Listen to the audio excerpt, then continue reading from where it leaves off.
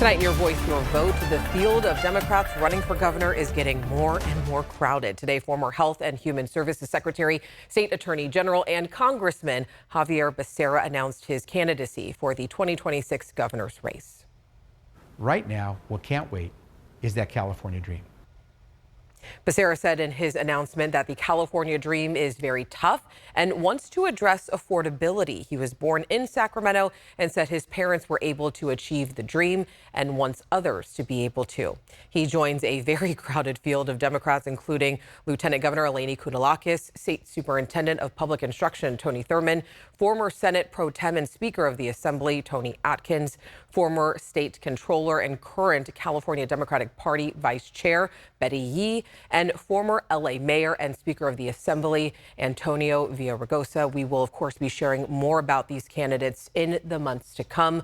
But To the Point recently covered the California GOP convention and also spoke to California Republicans who have officially announced their run for governor. They each have their own vision for the state's future, from tackling crime to cutting costs. They're making their case to voters. And tonight we introduce you to 4 candidates and their plans.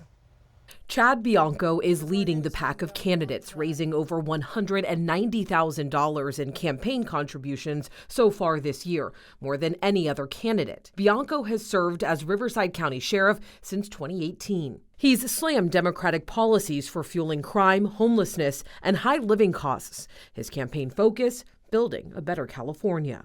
Why are you deciding to run for governor in 2026? I came here for the California dream and I achieved it. And the California dream for my kids is now a nightmare. Cost of living is higher than anywhere in the country. I have 32 years of this, of irrefutable leadership ability, and I'm just going to bring it to Sacramento. And I'm going to turn our governor around, not Democrat and Republican.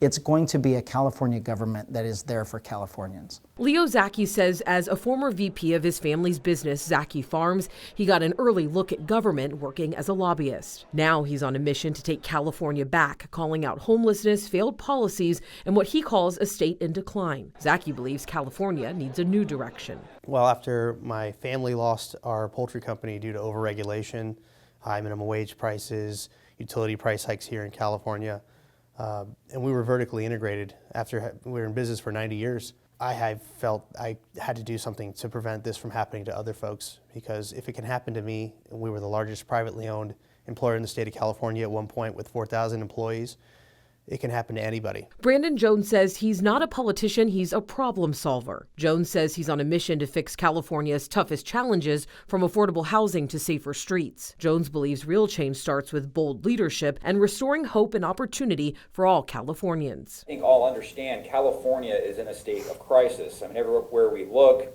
whether it be the economy, public education, environmental issues, California is in trouble. So I'm running to restore California. I also lead a movement called Restore California, which aims to unite the people of California to collectively bring about real change. After previous runs for Long Beach City Council and the California State Senate, Sharifa Hardy is now throwing her hat in the ring for California's governor. Focused on tackling homelessness, lowering taxes, and bringing businesses back to California, Hardy believes the Golden State's best days are ahead if the right changes are made. I'm running for governor of California because politics is in my blood. My focus is on bringing a gold rush back to California, bringing companies and corporations, and out of these individuals, there's not any of them that knows more about economy, business, helping Californians than I do. We also asked each candidate what their top 3 priorities would be their first year in office if elected. Public safety is number one, and all of the things that come along with public safety, the homeless, the drugs, the theft, the rising crime. The regulations and the fees are driving California residents and businesses to other states that don't have them, and our school system is broken. We pay more per student than anyone in the country. We are absolutely failing our children.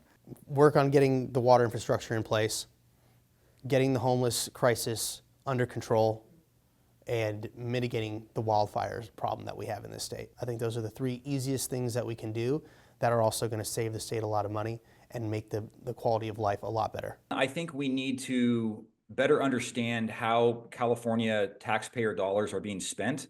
So I would like to audit various departments really closely, but also helping the public sector to align with the private sector. I'm really about, again, partnering with the private sector and communities to collectively bring about the change that's needed in California. My top three priorities are the job sector, meaning the corporate market, as well as the housing, along with the mental health crisis, because the mental health crisis is something that's very personal to me.